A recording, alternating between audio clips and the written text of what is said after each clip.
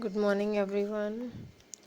So, as you know, your chapter 1 is finished, unit 1 is finished, and in that unit 2 chapters were there.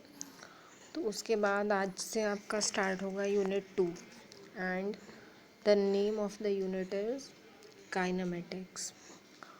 So, in this unit, kinematics, again there are 2 chapters. First is motion in a straight line and second chapter is motion in a plane. Okay.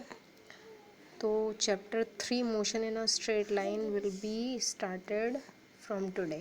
Okay, so this chapter includes most of the topics from class ninth के mostly इसमें topics आ रहे हैं. तो सबसे पहले जो इसकी starting होती है तो उसमें जहाँ पर ये स्टार बने हैं उन टॉपिक्स को आपको कॉपी में नोट नहीं करना है, और मेन टॉपिक जो है that will B point object. Okay, तो सबसे पहले ये जितने भी टॉपिक्स एक्सप्लेन होंगे इन टॉपिक्स को आपको समझना है, because these are not for written purpose.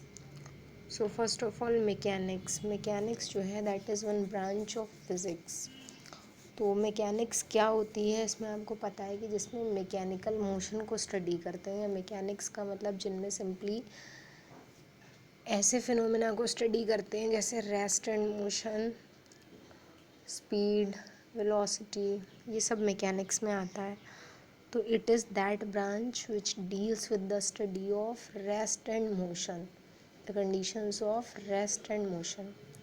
फिर मैकेनिक्स की सब ब्रांचेस होती हैं, ब्रांचेस ऑफ मैकेनिक्स. तो ब्रांचेस इसकी 3 होती हैं. सबसे पहली जो ब्रांच है that branch is statics. Statics word का मतलब होता है रेस्ट.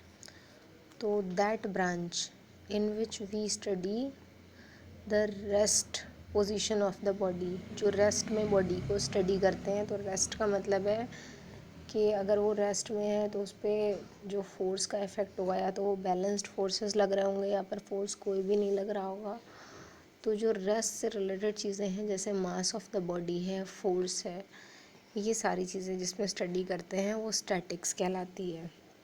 उसके बाद दूसरी जो ब्रांच होती है मैकेनिक्स की दैट इज़ काइनेमेटिक्स, जो इस यूनिट का नाम है दिस वन काइनेमेटिक्स. तो ये मैकेनिक्स की एक ब्रांच है, इसमें स्टडी करते हैं which deals with the study of motion of the body. तो मोशन यहाँ पर बॉडी का स्टडी करना होता है इस ब्रांच में, लेकिन मोशन का कॉज स्टडी नहीं किया जाता है.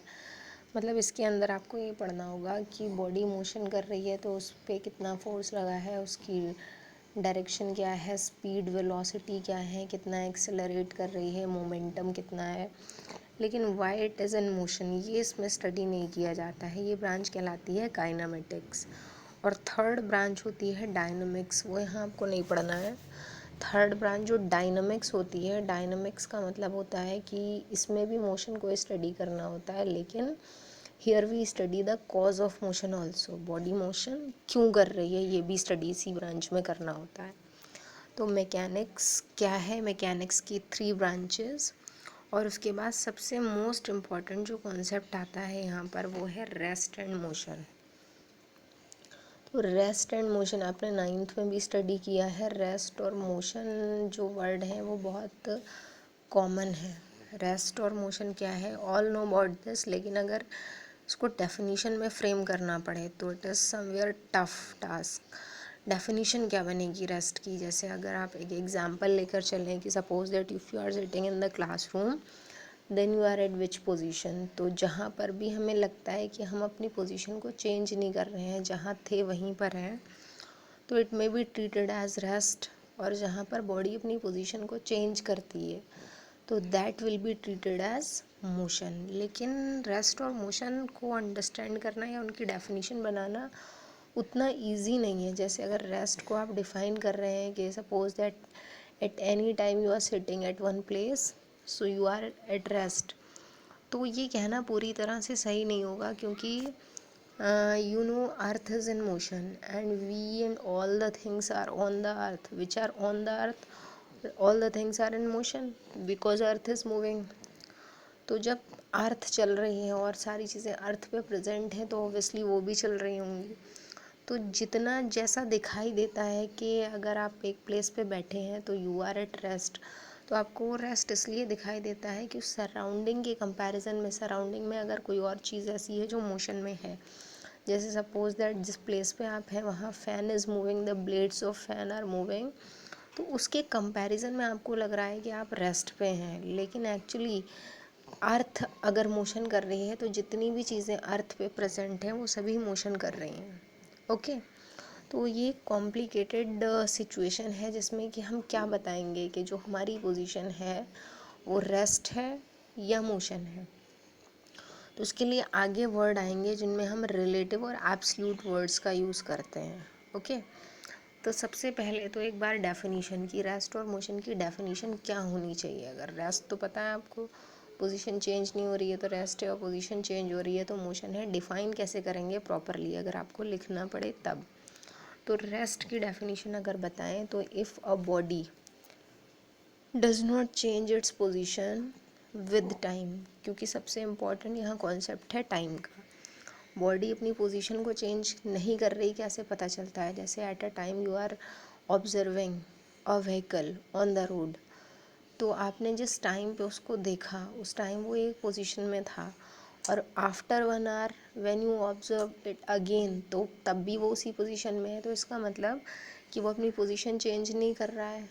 लेकिन किससे आपने कंपेयर किया? तो टाइम से कंपेयर किया, क्योंकि टाइम का जो नेचर है इट ऑलवेज फ्लोज, टाइम कभी नहीं रुकता है। तो टाइम के कंपैरिजन में टाइम आगे बढ़ रहा है लेकिन बॉडी अपनी पोजीशन को चेंज नहीं कर रही है, तो this is called rest. Okay, so rest की डेफिनेशन क्या होगी? If a body does not change its position with time then the body is at rest. अगर आपको एग्ज़ाम्पल देना पड़े तो एग्ज़ाम्पल में बहुत सिंपल एग्ज़ाम्पल जो आपके आसपास चीज़ें हैं उनका बता सकते हैं। जैसे मैंने बताया कि vehicle is standing on the road, trees are standing on the ground, student sitting on the bench in the classroom. बहुत सारे एग्जाम्पल्स हैं, तो फ़िलहाल आपको ये कॉन्सेप्ट नोट नहीं करना है, बस समझना है। इसी तरह से रेस्ट का जो अपोजिट वर्ड है दैट इज़ मोशन। तो मोशन को आप कैसे डिफ़ाइन करेंगे? तो आपको पता है कि अगर आपने रेस्ट की डेफिनेशन में बताया है कि if a body does not change its position with time, तो मोशन में आप बताएंगे कि if a body changes its position with time, तो डज नॉट की जगह आ जाएगा चेंजेस। तो टाइम के साथ अगर बॉडी की पोजीशन भी बदल रही है, एक प्लेस पे थी फिर आफ्टर 1 आवर दूसरे प्लेस पे चली जा रही, तो उसका मतलब वो टाइम के साथ मूव कर रही है, अपनी जगह से अपनी पोजीशन को चेंज कर रही है। तो this is known as motion. तो again how to write the definition? If a body changes its position with time then it is in motion. Examples इसके भी लिख सकते हैं। तो ये रेस्ट एंड मोशन का कॉन्सेप्ट है, बहुत इंपॉर्टेंट, क्योंकि आगे जाके इसमें इसका यूज़ होगा। भले ये डायरेक्ट डेफिनेशंस ना आए लेकिन इन सब का यूज़ होता है आगे। अब जैसा मैंने अभी आपको बताया था कि रेस्ट और मोशन को ऑब्ज़र्व कैसे करते हैं, क्योंकि अगर आप किसी एक जगह पे हैं और आपको ऐसा लग रहा है कि you are not in motion, तब भी आप मोशन में हैं, because earth is moving and you are moving with the speed of earth. Earth की स्पीड कितनी होती है जो दिखाई नहीं देता है कि ऑब्जेक्ट मोशन में है। तो जिस भी जगह पे आप हैं आपको लग रहा है कि आप नहीं चल रहे हैं, या कोई भी चीज़ जहाँ पर रखी थी वहीं पर है, लेकिन अर्थ के चलने की वजह से it is not at absolute rest. Absolute का मतलब हुआ कि प्रॉपर रेस्ट, फिक्स्ड रेस्ट, जिसके बारे में आप श्योर हैं कि now the body is at rest. तो रेस्ट दिखाई दे रहा है इसलिए माना जा सकता है, लेकिन वो एक्चुअल रेस्ट नहीं है। तो जो वर्ड होता है एब्सल्यूट, वो उस जगह यूज़ होता है जहाँ पर कोई चीज़ की जो पोजीशन है वो एक्चुअल होगी। अब यहाँ रेस्ट एक्चुअल नहीं है क्योंकि अर्थ मूव कर रही है, बॉडीज़ भी मोशन में है, तो इसलिए ये कहा जाता है कि absolute rest and absolute motion दोनों चीज़ें कभी भी एब्सल्यूट नहीं हो सकती, एक्चुअल नहीं हो सकती। ना तो नेचर में एब्सल्यूट रेस्ट पॉसिबल है और ना ही एब्सल्यूट मोशन। तो always absolute rest and absolute motion are impossible. तो ये जो ये वाला पॉइंट है ये हो सकता है रीजनिंग में पूछा जाए आपसे। सीधी डेफिनेशंस नहीं आती हैं कि व्हाट इज़ दिस, लेकिन ऐसे करके आ सकता है कि why absolute rest and absolute motion is always impossible in nature. Okay, तो फिर पॉसिबल क्या है, इसके लिए ये लिखा है rest and motion are always relative terms, यानी कि relative rest and relative motion are possible. Okay, तो जैसे मैंने अभी कहा था कि suppose that you are sitting in the classroom, then in which position you are at that time, तो you are thinking that the position is at rest, but actually that is relative rest। relative का मतलब है कि when we compare our position with the position of the other object, जैसे suppose that at the same time fan is moving, तो उसके comparison में कि वो मोशन में है, इसलिए आप कह सकते हैं कि फ़ैन के कंपैरिजन में वी आर एट रेस्ट। तो वो जो रेस्ट है वो कैसा है, कंपेयर करने से रेस्ट लग रहा है, रिलेट करने से रेस्ट लग रहा है, इसलिए इसको रिलेटिव रेस्ट बोलते हैं। लेकिन बॉडी उस टाइम भी अर्थ की स्पीड से चल रही होती है, रेस्ट में नहीं होती है। इसी तरह से जैसे बहुत सिंपल एग्जांपल आप ले सकते हैं कि अगर आप ट्रेन में ट्रैवल कर रहे हैं तो आप अपनी पोजीशन को चेंज नहीं कर रहे हैं, क्योंकि जिस बेंच पर, जिस सीट पर आप हैं, तो दैट इज़ परमानेंट, वहीं पर है। लेकिन बाहर वाली जो सराउंडिंग है उसके कंपैरिजन में आपकी पोजीशन लगातार बदल रही है। तो इसका मतलब एक ही टाइम पे दो पोजीशंस हैं, रेस्ट भी है और मोशन भी है। तो बिल्कुल वैसा ही केस अर्थ के लिए भी होता है कि जैसे हम ट्रेन में हैं वैसे ही अर्थ पे हैं, तो अर्थ की स्पीड से चल रहे हैं तो रेस्ट भी है और मोशन भी है। तो इसलिए जब हम रेस्ट और मोशन की बात करेंगे तो always we use relative word. तो जैसे जब हम ट्रेन के अंदर चल रहे होते हैं तो हम मोशन में किसके कंपैरिजन में कह सकते हैं कि वी आर इन मोशन, क्योंकि बाहर की जो सराउंडिंग है उसके कंपैरिजन में हमारी पोजीशन जो है वो चेंज हो रही है। तो आई होप कि नाउ इट्स क्लियर कि जो रेस्ट और मोशन होते हैं वो हमेशा रिलेटिव टर्म्स होते हैं, हम रिलेट करके ही प्रॉपरली एक्सप्लेन कर सकते हैं, और बिना रिलेट किए जो है हम उसको एक्सप्लेन नहीं कर सकते। ओके, तो relative rest and relative motion both are possible in nature, but absolute rest and absolute motion are impossible। okay, तो अब यहाँ पर आपसे एक क्वेश्चन ये पूछा जाएगा कि how absolute rest is impossible. Absolute rest impossible कैसे है, तो इसका आंसर क्या होगा कि जब सारी चीज़ें नेचर में जो भी है, all the things are in motion. जैसे अर्थ पे जितने भी ऑब्जर्वर्स प्रेजेंट हैं या जितनी भी चीज़ें लिविंग या नॉन लिविंग थिंग्स प्रेजेंट हैं वो सभी मोशन में हैं, क्योंकि अर्थ खुद मोशन कर रही है। अर्थ के मोशन की स्पीड बहुत कम है, इसलिए वो मोशन ऑब्जर्व नहीं होता है। तो आपको पता है कि अर्थ की रोटेशन की स्पीड कितनी है, तो अर्थ का जो रोटेशन होता है that is of two types.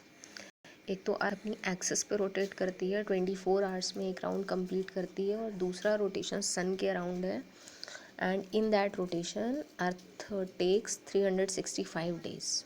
Okay, तो वो स्पीड जो अपनी एक्सिस पे रोटेशन करने की वो बहुत कम है, 24 आवर्स में एक रोटेशन कंप्लीट होता है। तो इसका मतलब कि 1 आवर में अगर आप ऑब्जर्व करें तो 1/24 पार्ट सर्कल का 1/24 पार्ट ही रोटेट करेगी।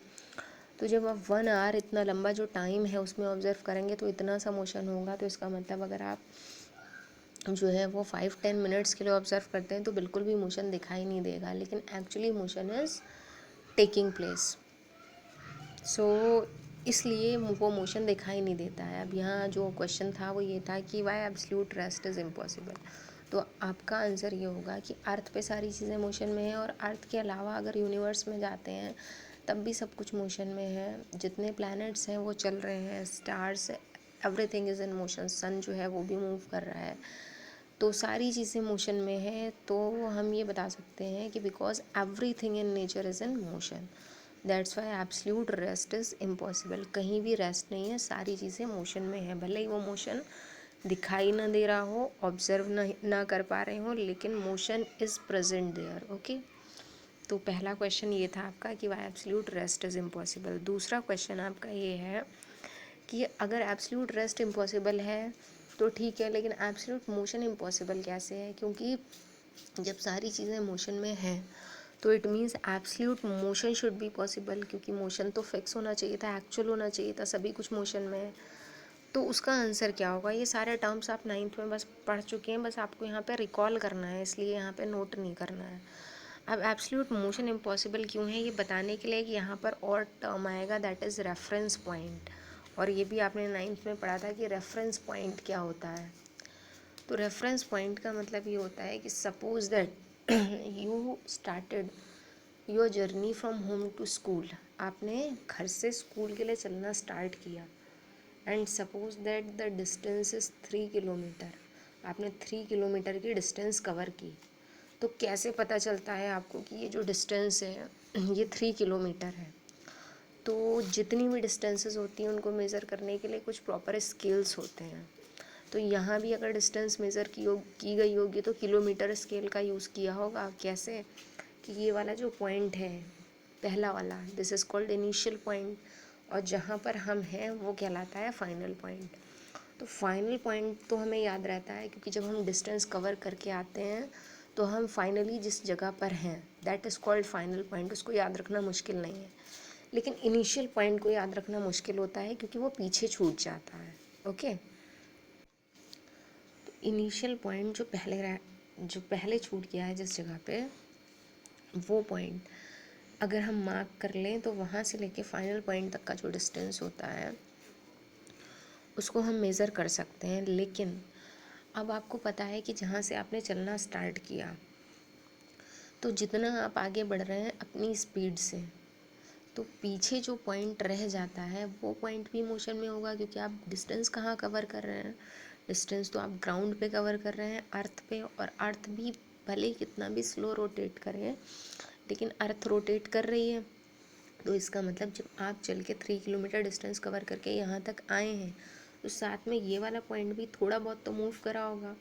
तो जब ये पॉइंट मूव करता है तो इसका मतलब जो डिस्टेंस आपने मेज़र की वो डिस्टेंस एक्यूरेट नहीं है, थोड़ी सी डिस्टर्ब हो गई है इनिशियल पॉइंट के मोशन करने की वजह से। तो सोचिए अगर इनिशियल पॉइंट फिक्स होता, जहाँ था वहीं रहता, तो ये जो डिस्टेंस हम मेज़र कर रहे हैं डिस्टेंस एक्यूरेट होती। तो अब हमें एक ऐसा पॉइंट चाहिए था इनिशियल पॉइंट जो फिक्स होता। ओके, तो सबसे पहले रेफरेंस पॉइंट क्या है? रेफरेंस पॉइंट यही पॉइंट होता है इनिशियल पॉइंट जो फिक्स होना चाहिए और जहाँ से हम जर्नी को स्टार्ट करते हैं। तो रेफरेंस पॉइंट की डेफिनेशन ये होती है कि it is the point from where the motion was started, या फिर कह सकते हैं it is the point from where the journey was started.